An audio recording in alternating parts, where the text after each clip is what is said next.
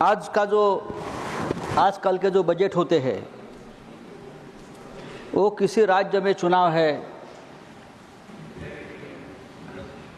वो देखकर बजट बनाए जाते हैं, चाहे चुनाव दिल्ली का हो या चाहे चुनाव बिहार का हो। उस बारे में कोई तकरार करने की, कंप्लेंट करने की ज़रूरत नहीं, सब हमारे देश के हिस्से है। अब बिहार का चुनाव है तो बिहार के लिए अगर बजट में कोई ज़्यादा दिया है तो हम उसका स्वागत करेंगे, लेकिन उसके साथ सभी राज्यों को भी अपना हिस्सा मिलना चाहिए।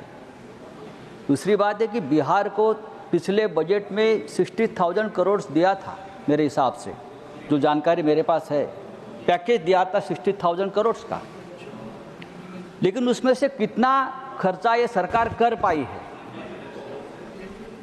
600 करोड़ भी अब तक खर्चा नहीं हुआ है, ये जानकारी किसी ने दी है। अगर ये है तो पैकेज पे पैकेज देकर किसी राज्य को आप इस तरह से अपने कर्ज में या क्यों दबाव में आप लेना चाहते हो? सर,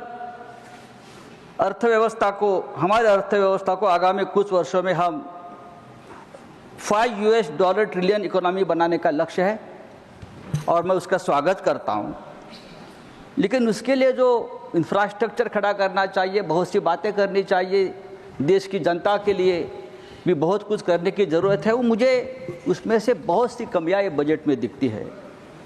किसानों का इनकम डबल करने का वादा आप हमेशा करते आए हैं, लेकिन इस बारे में इस बजट में कोई खास योजनाएं नहीं है। कम से कम मिनिमम सपोर्ट प्राइस की जो मांग है किसानों की, और उसके लिए आज भी पंजाब का किसान आंदोलन कर रहा है, ये घोषणा तो आप इस बजट में अगर करते तो ज़रूर हम उसका स्वागत करते।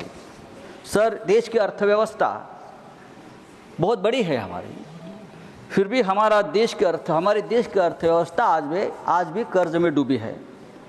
भारत सरकार पर लगभग 185,000 करोड़ का कर्ज आज भी है, और फिर भी सरकार ने कुछ गिने चुने उद्योगपतियों का लगभग 16 लाख करोड़ का कर्ज माफ़ किया, लेकिन किसानों का कर्ज अब तक हम माफ़ नहीं कर पाए हैं। हमारी पूरी अर्थव्यवस्था 325 लाख करोड़ की है, और ये जो कर्ज हमने माफ़ किया है ये अर्थव्यवस्था के 50% के बराबर है। देश के हर व्यक्ति पर आज भी 1.25 लाख रुपए का कर्ज है। सर, सरकार कहती है कि मिडिल क्लास का बजट है। कैसे? आपने 12 लाख तक का इनकम टैक्स को छूट दी है, इसलिए ये बजट सिर्फ मिडिल क्लास का नहीं हो सकता। देश की आबादी लगभग 140 करोड़ के पार हो गई है, उसमें से ये 12 लाख रुपए इनकम पाने वाले कितने लोग हैं? इनकम टैक्स से ज़्यादा परेशान अगर आज लोग हैं तो वो जीएसटी से है। जीएसटी का भी सीधा असर इस देश के मिडिल क्लास पर हो रहा है। लोग मार्केट में जाते हैं, रोज़ लगने वाला सामान खरीदते हैं, और हर सामान पर ये कॉमन लोगों को जीएसटी पे करनी पड़ती है, और इसलिए महंगाई बढ़ गई है।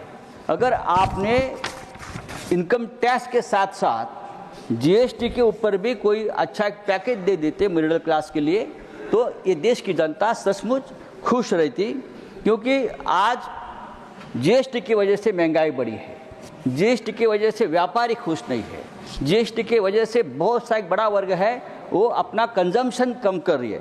ये सभी बातें हैं वो जीएसटी से जुड़ी है, लेकिन जीएसटी को आपने कोई कॉमन पीपल को जीएसटी के बारे में कोई आपने कंसेशन नहीं दिया है। दूसरी बात है सर कि आपने मिडिल क्लास की अगर आप बात करें तो आज भी ये सरकार 85 करोड़ लोगों 85 करोड़ लोगों को फ्री रेशन दे रही है, तो ये सभी लोग बिलो पॉवर्टी लाइन है, तो उसका मतलब है उनके पास कोई इनकम नहीं है। देश में 15% लोग ऐसे हैं जिनके पास कोई काम नहीं है, वो बेरोजगार है पूरी तरह से, उनका कोई इनकम नहीं है। और हमारे वित्त मंत्री ने अपने भाषण में बेरोजगारी के बारे में कोई न योजना दी है, न बेरोजगारों का कोई नाम लिया है। देश में महंगाई बढ़ रही है, उस बारे में कोई योजना नहीं है कम करने के लिए। रुपया दिनों दिन गिर रहा है, उस बारे में कोई मजबूत योजना नहीं हमारे पास।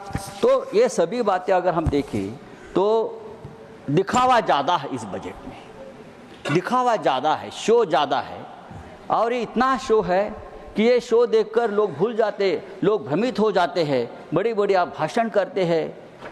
अच्छी बात है, सरकार है, लेकिन मैं हमेशा कहूँगा जब तक इस देश में मिडिल क्लास जिंदा है तब तक ये देश जिंदा रहेगा, क्योंकि देश में लड़ने वाला जो आदमी है वो मिडिल क्लास है।